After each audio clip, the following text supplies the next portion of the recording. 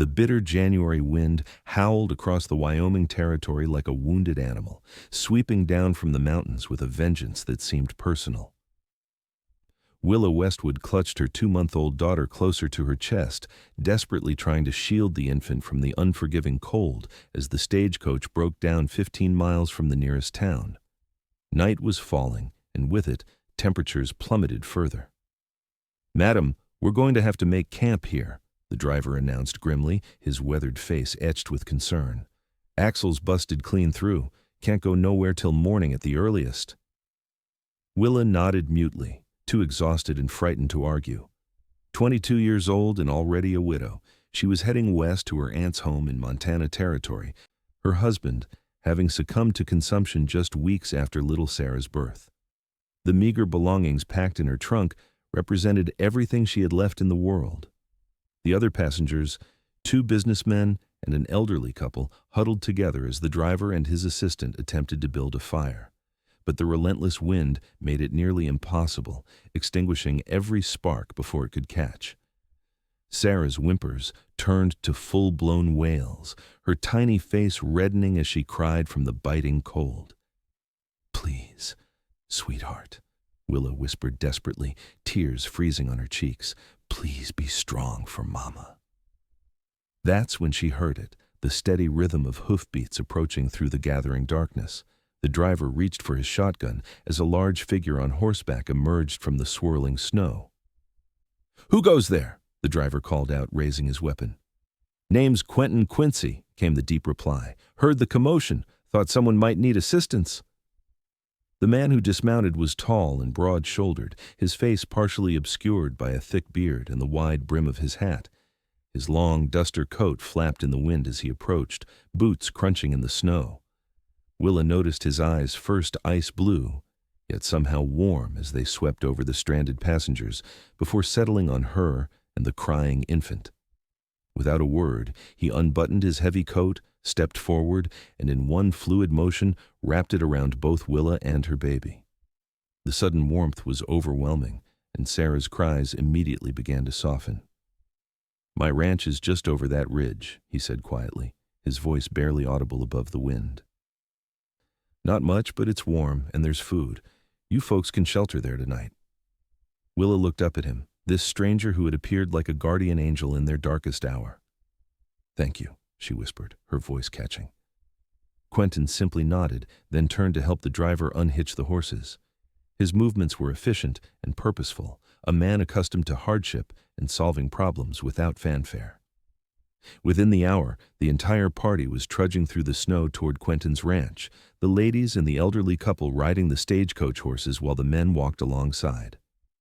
Willa remained wrapped in the cowboy's coat, its wool lining still carrying his warmth and the faint scent of tobacco and leather.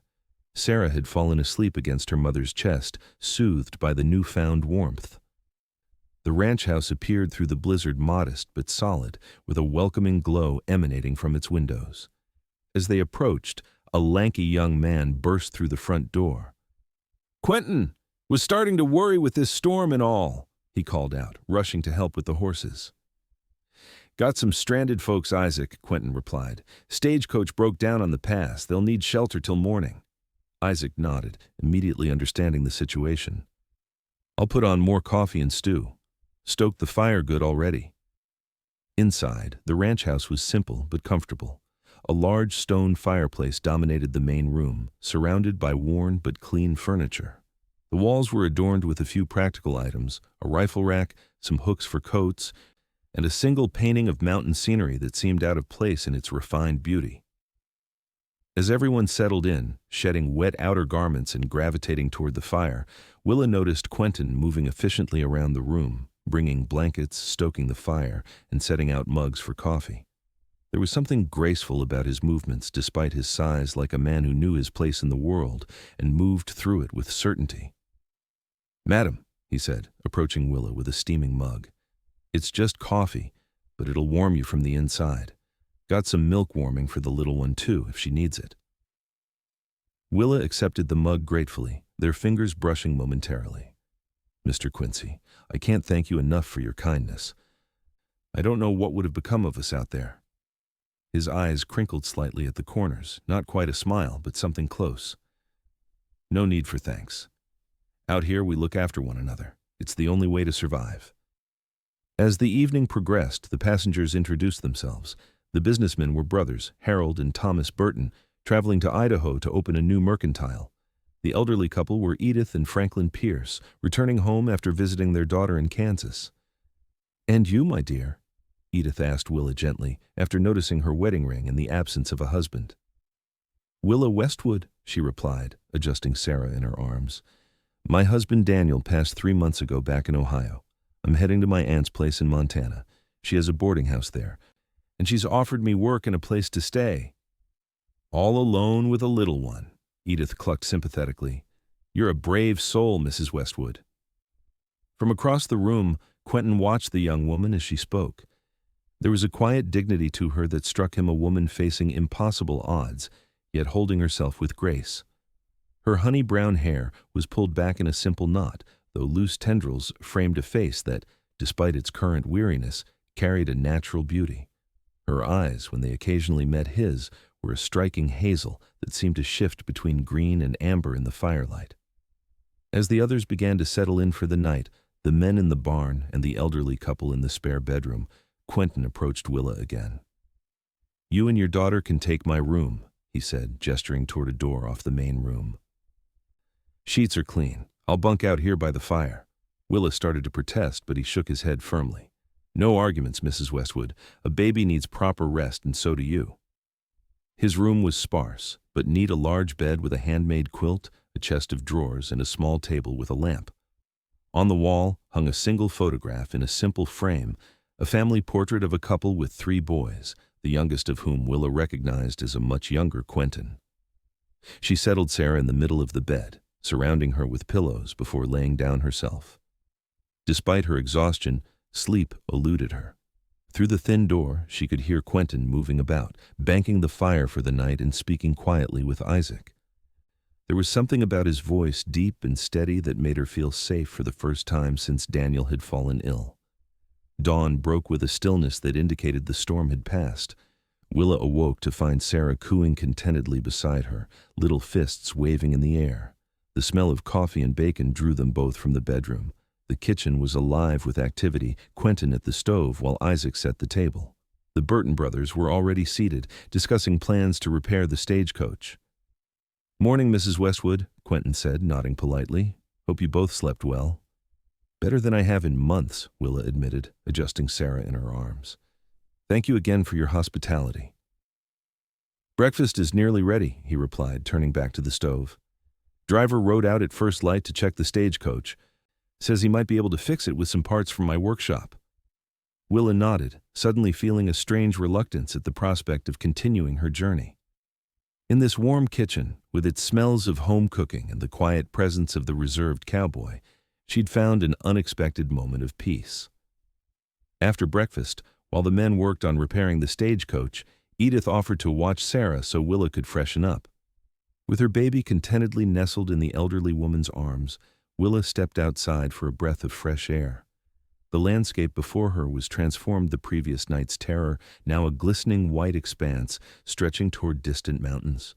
The ranch itself was larger than she'd realized, a main house, barn, corral, and several outbuildings spread across a natural hollow sheltered by towering pines. She hadn't noticed Quentin approaching until he spoke. "It's something, isn't it, the way everything looks after a storm, clean and new?" "It's beautiful," Willa agreed, turning to face him. In the daylight, she could better see the man who had saved them.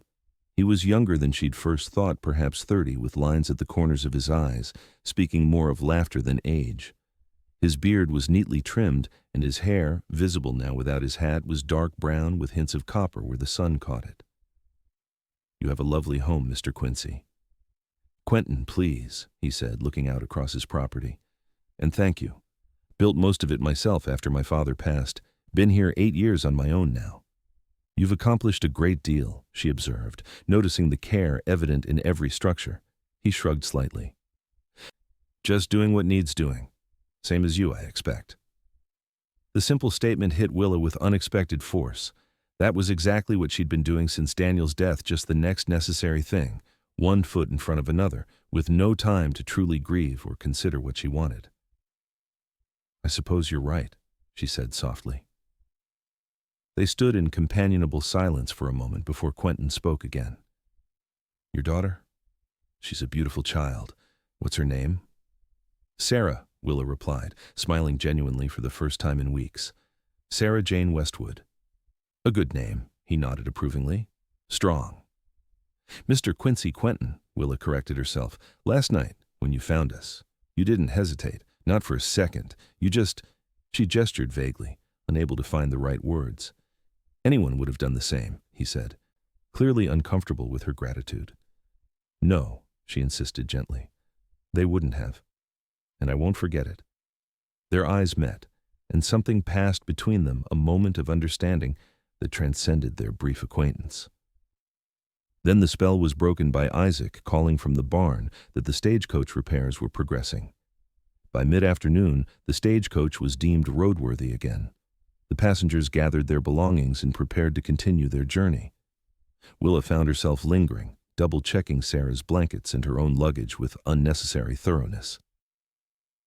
"Mrs. Westwood," Quentin approached, holding something in his hands, "for the rest of your journey." He offered her a small package wrapped in oilcloth. Inside was a jar of honey and a tin of what smelled like dried herbs. "Tea," he explained, "made from wildflowers that grow here in summer. Good for soothing little ones. And the honey's from my own bees." Willa was touched by the thoughtful gift. "Thank you. I'll think of this place when we use it." As the driver called for everyone to board, Quentin hesitated, then spoke quickly.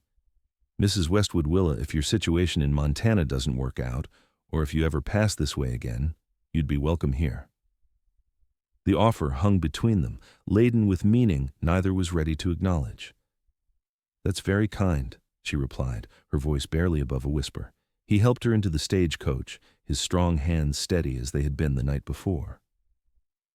As the vehicle pulled away, Willa looked back to see him standing in the yard, a solitary figure against the vast wilderness, his hand raised in farewell. The journey to Montana resumed, but Willa found her thoughts continually returning to the quiet ranch and its reserved owner. By the time they reached the next town for their overnight stop, she had made a decision that surprised even herself. The stagecoach depot in Riverbend was busy despite the recent storm. While the other passengers sought accommodations for the night, Willa approached the ticket counter, Sarah bundled securely in her arms. "I need to send a telegram," she said to the clerk, "to Missoula, Montana." The message to her aunt was brief but clear. Delayed by storm, reconsidering plans, will write with details soon. That evening, in the modest boarding house room she'd secured, Willa penned a longer letter explaining her change of heart. Her aunt had been kind to offer sanctuary, but Willa realized she didn't want to simply exist in someone else's life. For the first time since Daniel's death, she felt a stirring of hope, not just for survival, but for something more. The stagecoach was scheduled to continue north the next morning. When it departed, Willa and Sarah were not aboard. Instead, they waited for the southbound coach that would take them back toward Wyoming Territory.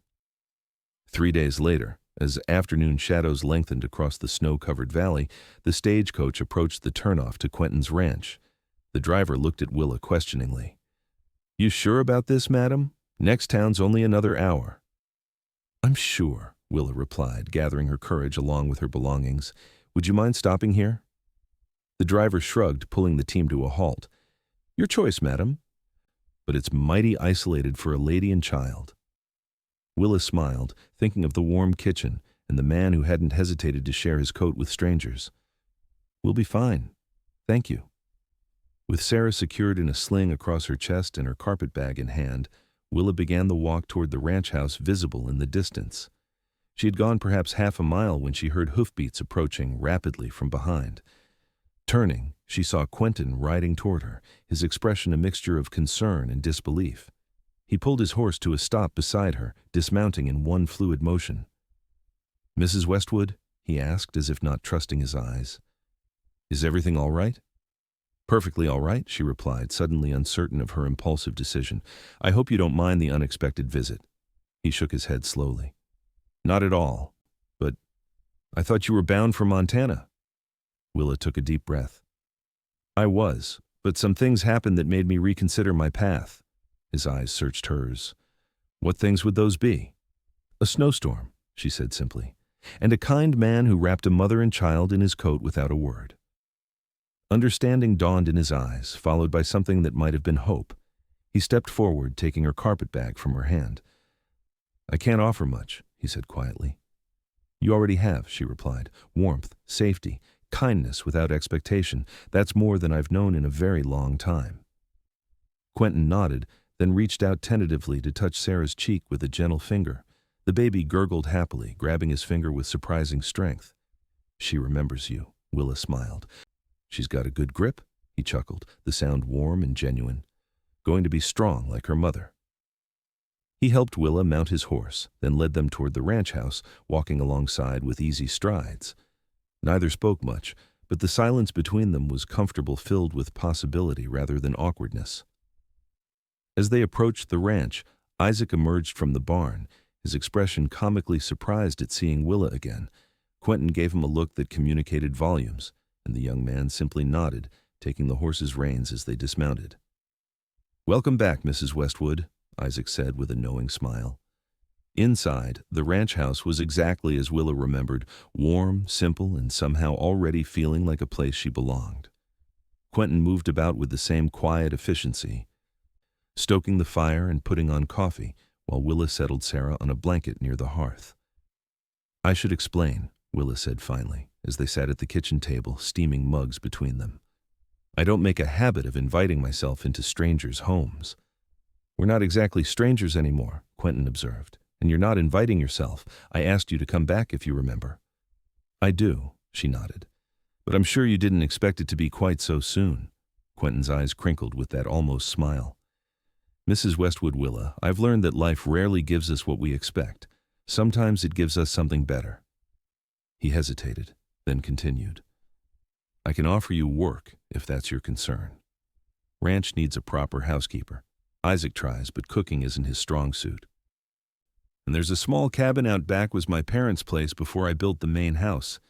It needs some fixing up, but it would be yours and Sarah's. Private-like. Willa considered his offer. It was practical, respectful of her independence, yet also clearly an invitation to become part of his life. That sounds fair, she agreed, though I should warn you, my cooking skills are modest at best. Can't be worse than mine, he grinned, and this time it reached his eyes fully, transforming his face. That evening, as Willa prepared for bed in the same room she'd slept in days earlier, she felt a peace she hadn't known since before Daniel's illness. There were no guarantees in this new arrangement, no promises beyond work and shelter, but there was potential for something that had seemed impossible just a week ago, a future with hope in it. The next morning brought a flurry of activity as Quentin showed Willa the cabin that would become her home. It was indeed small, just 2 rooms with a stone fireplace between them, but solidly built and situated near enough to the main house to be convenient while still offering privacy. Needs cleaning and some repairs, Quentin observed, running a hand along a window frame. Glass is good, but the ceiling's gone. Gets drafty. Nothing that can't be fixed, Willa replied, already envisioning how she could make the space comfortable for herself and Sarah. They spent the day working side by side, Quentin repairing the most critical issues, while Willa swept away years of dust and cobwebs. Isaac joined them after finishing his morning chores, bringing lunch and entertaining Sarah while the adults worked. By evening, the cabin had been transformed. The fireplace drew properly again, the worst drafts were sealed, and the floors gleamed from Willa's determined scrubbing. Quentin had moved a bed frame and mattress from the main house, and Isaac had contributed a rocking chair that had been gathering dust in the barn. It was my mother's, Quentin explained as he positioned it near the fireplace. Been meaning to bring it out, but never had cause to. Willa ran her hand over the smooth wood, worn from years of use. It's beautiful. Are you sure you want to part with it? Not parting with it, he shrugged, just putting it where it belongs, being used by a mother and child.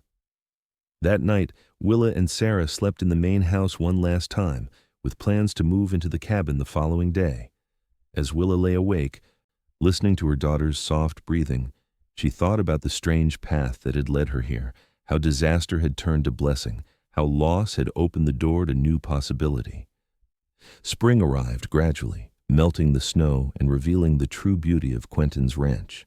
The valley bloomed with wildflowers, and the surrounding hills turned a vibrant green. Willa settled into life at the ranch with surprising ease, establishing routines that revolved around Sarah's needs and her new responsibilities. She discovered that Quentin ran more than just a cattle operation. He had a small but productive orchard, beehives that produced the honey he'd given her, and gardens that provided much of their food. It was a nearly self-sufficient operation, built with careful planning and hard work. "My father always said diversity was the key to survival out here," Quentin explained one evening as they walked the property. "Bad year for cattle might be good for apples. Drought might hurt the gardens, but not the bees." "He was a wise man," Willa observed. "He was," Quentin nodded, his expression softening with memory. "Would have liked you, I think. My mother, too." These moments' quiet conversations as they worked or walked the property gradually revealed more of the man behind the reserved exterior. Willa learned that Quentin had been born on this land, the youngest of 3 brothers. His older siblings had sought their fortunes elsewhere, one in the army, one in San Francisco, leaving Quentin to care for their aging parents and eventually inherit the ranch. "Never resented it," he told her. "This land is in my blood. Couldn't imagine being anywhere else." In turn, Willa shared her own story growing up in Ohio, marrying her childhood sweetheart Daniel, their dreams cut short by his illness. She spoke of her grief and fear, of the desperate journey west with an infant, seeking any kind of future. "Daniel would have wanted us to be happy," she said one evening, as they sat on the porch watching the sunset, Sarah sleeping peacefully in her basket nearby.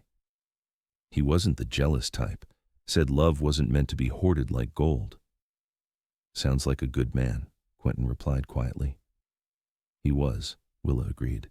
"Different from you in many ways, but similar in the ones that matter." Their eyes met briefly, before both looked away, not yet ready to acknowledge what was growing between them. As spring turned to summer, Sarah thrived in the healthy mountain air. She began to sit up on her own, her curious eyes taking in everything around her. To Willa's amusement, the baby seemed particularly fascinated by Quentin, reaching for him whenever he was nearby. "She knows quality when she sees it," Isaac teased, watching as Quentin awkwardly held the infant one evening. Quentin's discomfort with the baby had gradually given way to a gentle confidence. His large hands, so skilled with horses and tools, learned to support Sarah's head and back with surprising tenderness. He crafted a cradle for her from pine harvested on his own land, carving delicate leaf patterns along its edges. "Never thought I'd be much good with children," he admitted to Willa as he presented the cradle. "Never expected to have any of my own." "Why not?" she asked, running her fingers over his careful work. He shrugged, suddenly interested in adjusting the rockers. "Just figured it wasn't in the cards for me. Out here, opportunities to meet suitable women are limited." "And what would make a woman suitable?" Willa asked, her heart beating a little faster. Quentin considered the question seriously. "Someone strong, independent-minded but not foolhardy. Kind." He paused. "Someone who sees this life for what it is, beautiful but demanding. Someone who chooses it with open eyes." His gaze met hers directly then, and Willa knew he was no longer speaking in generalities. "And have you met such a woman?" she asked softly. "I believe I have," he replied, his voice equally quiet. The moment hung between them, heavy with possibility, until Sarah's fussing broke the spell. Quentin helped settle the baby into her new cradle, his hand brushing Willa's as they both reached to adjust the blanket. That touch, brief and seemingly accidental, stayed with Willa long into the night. She lay awake in her cabin, watching moonlight filter through the window, thinking about how her life had changed in just a few months. She had come to the ranch seeking safety and work, but had found something far more precious, a place where she and Sarah were valued, where they belonged. As for her feelings toward Quentin, those had evolved from gratitude to respect, and now to something deeper that she wasn't quite ready to name. Daniel had been gone less than a year. Was it disloyal to feel this way about another man so soon? Yet in her heart, Willa knew Daniel would understand. He had always been practical about life's hardships and blessings. "Take the good when it comes," he used to say. "Tomorrow's never guaranteed." July brought scorching heat, and the neighboring ranchers' annual gathering, a combination of social event and cattle trading that Quentin explained was one of the few times the scattered community came together. "Nothing fancy," he warned as they prepared to attend. "Just folks sharing food and news, maybe some music if Jenkins brings his fiddle." Willa spent the day beforehand baking pies and bread, nervous about meeting the people who constituted Quentin's community. She had been relatively isolated at the ranch, with only occasional trips into the nearest town for supplies. "You don't need to worry," Quentin assured her, noticing her anxiety as they loaded the wagon. "They're good people." "It's not that," Willa replied, adjusting her best dress, one of the few nice items she'd brought from Ohio. "I'm just aware of how this might appear. A widow and her child living on a bachelor's property." Quentin's expression turned serious. "Anyone who matters knows you're working as my housekeeper, with your own cabin and reputation intact. Anyone who thinks otherwise isn't worth your concern." His protective tone warmed Willa more than she wanted to admit. The gathering was held at the Miller Ranch, a property larger than Quentin's and bustling with activity when they arrived. Children ran playing between wagons, women clustered around tables laden with food, and men gathered in groups discussing cattle prices and weather prospects. Willa was immediately enveloped by the women, who welcomed her with a curiosity that was keen but not unkind. Mrs. Miller, a robust woman in her 50s, took charge of introductions.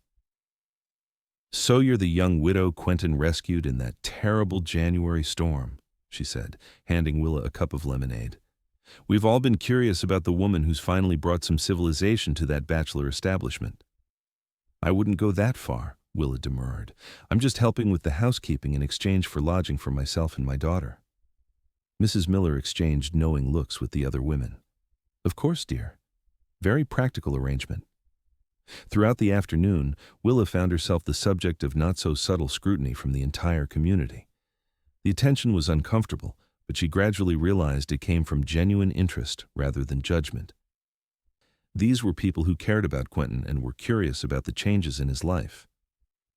"Never seen Quincy smile so much," an older rancher commented to his wife, not realizing Willa was within earshot. "That gal's been good for him." "About time, too," his wife replied. "Man that age should have a family around him." Across the gathering, Quentin was engaged in conversation with several men, but his eyes frequently sought Willa, checking that she was comfortable. When their gazes met, a silent communication passed between them, part reassurance, part something deeper that made Willa's cheeks warm. As evening approached, tables were cleared to make room for dancing. Jenkins indeed brought his fiddle, joined by another man with a harmonica and a third with a guitar. The music was lively, and couples quickly formed for a spirited reel. Willa sat with Sarah, watching the dancers with enjoyment but no expectation of participating. She was surprised when Quentin appeared before her, hand extended. "Mrs. Miller says she'll watch Sarah for a spell," he said, a question in his eyes. "If you'd care to dance." Willa hesitated only briefly before placing her hand in his. "I'd like that very much, though I should warn you it's been some time." "Makes two of us," he smiled, leading her toward the dancing area. His hand on her waist was respectful but firm as they joined the other couples. Willa was acutely aware of his proximity, the clean scent of soap and the faint remnant of his shaving tonic. As they moved together, she was surprised by his grace. The same efficient movement she'd observed in his daily work translated well to dancing.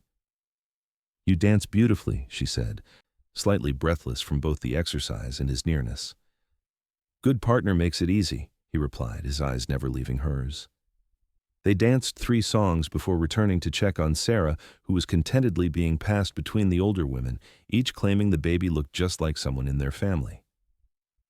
"She's going to be spoiled rotten by the time we leave," Willa laughed. "Communities like that," Quentin nodded approvingly. "Everyone helps raise the children. It's how we've survived out here." The simple "we" in his statement struck Willa powerfully, not just the wider community, but the two of them together, part of this place and its traditions. As the evening wound down and they prepared for the journey home, Willa found herself reluctant to leave. For the first time since arriving in Wyoming Territory, she had begun to feel part of something larger than just her small family unit. The ride back to the ranch was quiet, Sarah sleeping soundly in Willa's arms and both adults lost in their own thoughts. The moon was nearly full, illuminating the landscape in silver light and creating shadows that danced alongside the wagon. "Thank you," Willa said finally, breaking the comfortable silence. "For today. For everything." Quentin glanced at her, his profile strong in the moonlight. "Nothing to thank me for. You've more than earned your place here." "It's more than that," she insisted gently. "You've given us a home, Quentin. Not just shelter, but a real home." He was quiet for so long that Willa wondered if she'd spoken too boldly.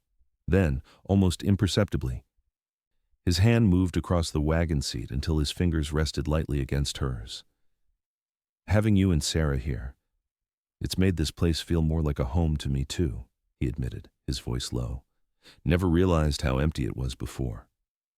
They rode the rest of the way with their hands touching, neither pulling away, both aware that something fundamental had shifted between them. The weeks that followed saw subtle changes in their daily interactions. Quentin began taking more meals at the main house rather than in the field with Isaac. Willa found reasons to extend their evening conversations on the porch long after Sarah had been put to bed. Their hands would find reasons to touch passing dishes, adjusting a saddle, steadying each other on uneven ground. Yet neither seemed ready to put words to what was developing, as if naming it might somehow break the spell. It was Sarah who finally forced the issue, in her innocent baby way.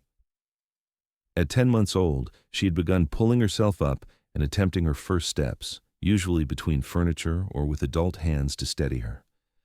One evening, as the three sat on the porch watching the sunset, Sarah suddenly released Willa's fingers and took 3 determined steps directly toward Quentin, before tumbling into his lap with a delighted giggle. "Did you see that?" Willa exclaimed. "Her first real steps." Quentin's face was a mixture of pride and something deeper as he looked down at the baby now contentedly playing with his watch chain. "She's growing so fast," he murmured.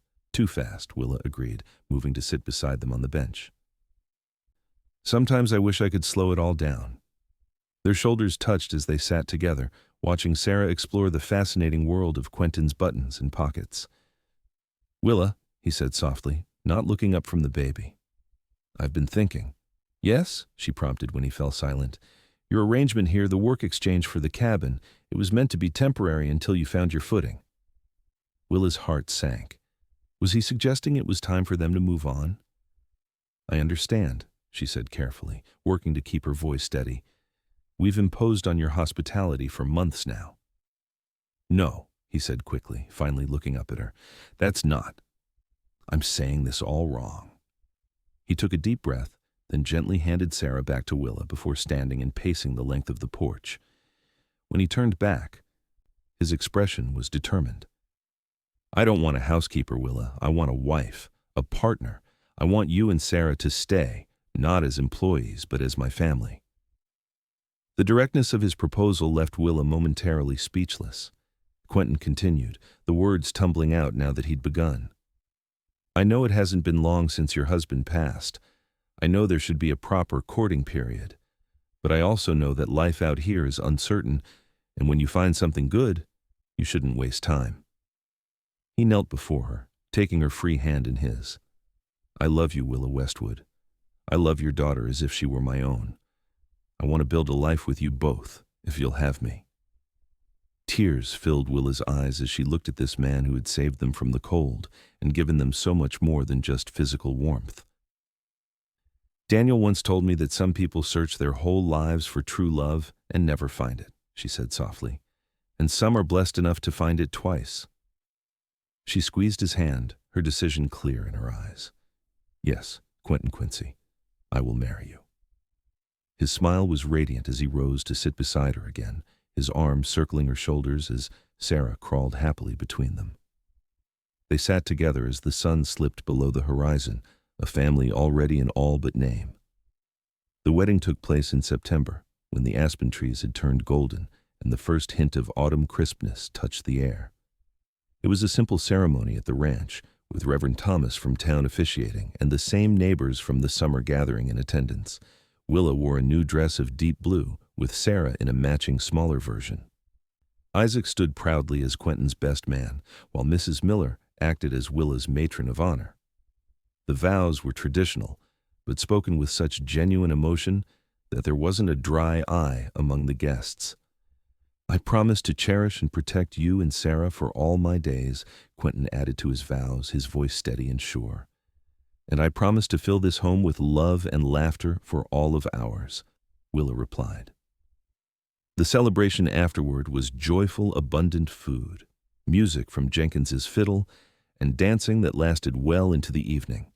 Sarah was passed from neighbor to neighbor, receiving enough affection and treats to last a lifetime. As the guests departed, leaving the newlyweds alone at last, Quentin took Willa's hand and led her to the porch. From there, they could see the small cabin where she and Sarah had lived for the past months, now emptied of their belongings which had been moved to the main house.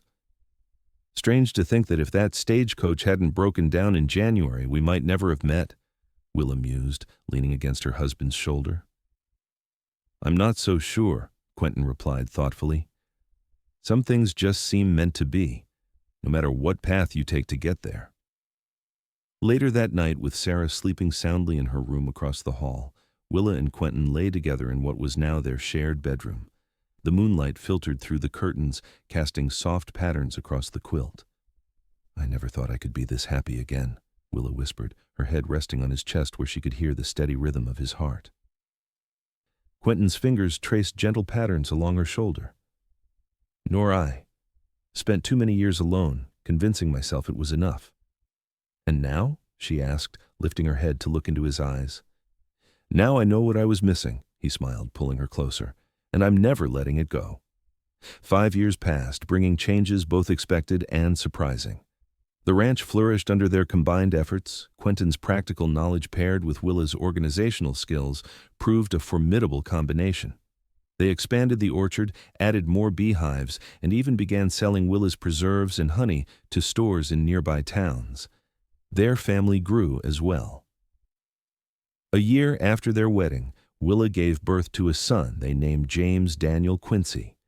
2 years later, twin girls Emma and Elizabeth joined the family, keeping the house filled with laughter and occasional chaos. Sarah, now 6 years old, was a thoughtful, intelligent child who adored her younger siblings and followed Quentin everywhere, soaking up his knowledge of the ranch like a sponge. Though she called him Papa and had no memory of her birth father, Willa kept Daniel alive in stories and the small keepsakes she had brought west. "He would be so proud of you," she told Sarah one evening as they looked through the few photographs Willa had preserved. "And so happy to know you have such a wonderful father now, too." On cold January nights, Willa sometimes thought back to that desperate evening when a broken stagecoach had seemed like the end of all her hopes. How could she have known then that disaster would lead to such blessing? That the stranger who wrapped a mother and child in his coat without a word would become the center of her world. Life in Wyoming Territory remained challenging: harsh winters, unpredictable markets, and the constant work of maintaining a ranch in frontier country. But Willa faced it all with a certainty she had once thought lost forever, the certainty of being truly loved, truly home. On their 5th wedding anniversary, after the children were asleep, Quentin presented Willa with a small wooden box he had carved himself. Inside lay a brooch silver with a single pearl, simple but elegant. "It was my mother's," he explained. "Meant to give it to you on our wedding day, but couldn't find it then. Discovered it last month when we were clearing out the old storage chest." Willa fastened it to her dress with trembling fingers. "It's beautiful, Quentin. Thank you for sharing this piece of your history with me." "You are my history now," he replied, gathering her into his arms. "You and the children, you're my past, present, and future, all wrapped into one." As they stood together on the porch of their home, watching the stars appear one by one in the vast Wyoming sky, Willa thought about how a single act of kindness had changed the course of so many lives. A coat shared in a snowstorm had grown to encompass a family, a home, a future filled with love. "What are you thinking about?" Quentin asked, noticing her thoughtful expression. Willa smiled up at him, her heart full to overflowing. "I was thinking that sometimes the greatest journeys begin with a single step or a single moment of compassion." He nodded, understanding immediately. "Best decision I ever made, riding out in that blizzard. And the second best? She asked teasingly. Asking you to stay, he answered without hesitation, brushing a kiss against her forehead. Always asking you to stay. Together they walked back into their home, closing the door against the winter chill, no longer strangers finding shelter from a storm, but family creating warmth that would last a lifetime.